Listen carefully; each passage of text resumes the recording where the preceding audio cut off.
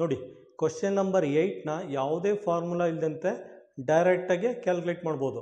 ನೋಡಿ ನಮ್ಮ ಮೈಂಡ್ ಏನು ಮೆಮೊರಿ ಕಾರ್ಡ್ ಅಲ್ಲ, ಪ್ರತಿಯೊಂದು ಸ್ಟೋರ್ ಮಾಡಿಟ್ಕೊಂಡು ನೆನ್ಪಿಟ್ಕೊಳ್ಳೋಕ್ಕೆ ಇದೇನು ಮೆಮೊರಿ ಕಾರ್ಡ್ ಅಲ್ಲ, ಡೈರೆಕ್ಟಾಗಿ ಲಾಜಿಕಲ್ ಆಗಿ ಕ್ಯಾಲ್ಕುಲೇಟ್ ಮಾಡಿ. ಏನು ಕೊಟ್ಟಿದ್ದಾನೆ ಕ್ವಶನ್ ನಂಬರ್ 8? ರವಿ ಸ್ಪೋರ್ಟ್ಸ್ ಐಟಮ್ನ 800 ರೂಪಾಯಿಗೆ ಪರ್ಚೇಸ್ ಮಾಡೋದಂತೆ. ನೋಡಿ 800 ರೂಪಾಯಿಗೆ ಪರ್ಚೇಸ್ ಮಾಡ್ತಾನೆ, 750 ರೂಪಾಯಿಗೆ ಮಾರ್ತಾನೆ. 800 ರೂಪಾಯಿಗೆ ಪರ್ಚೇಸ್ ಮಾಡ್ತಾನೆ, ಪರ್ಚೇಸ್ ಮಾಡಿಬಿಟ್ಟು 750 ರೂಪಾಯಿಗೆ ಮಾರ್ತಾನೆ. ಪ್ರಾಫಿಟ್ ಆಯಿತಾ ಲಾಸ್ ಆಯಿತಾ? ಲಾಸು, ನಷ್ಟ ಆಯಿತು. ಎಷ್ಟು ರೂಪಾಯಿ ನಷ್ಟ ಆಯಿತು?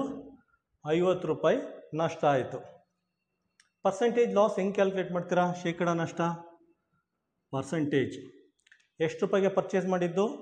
800 ರೂಪಾಯಿಗೆ. 800 ರೂಪಾಯಿಗೆ ಪರ್ಚೇಸ್ ಮಾಡಿದ್ದಾನೆ. ಎಷ್ಟು ಲಾಸ್ ಆಯಿತು ಅವನಿಗೆ? 50 ರೂಪಾಯಿ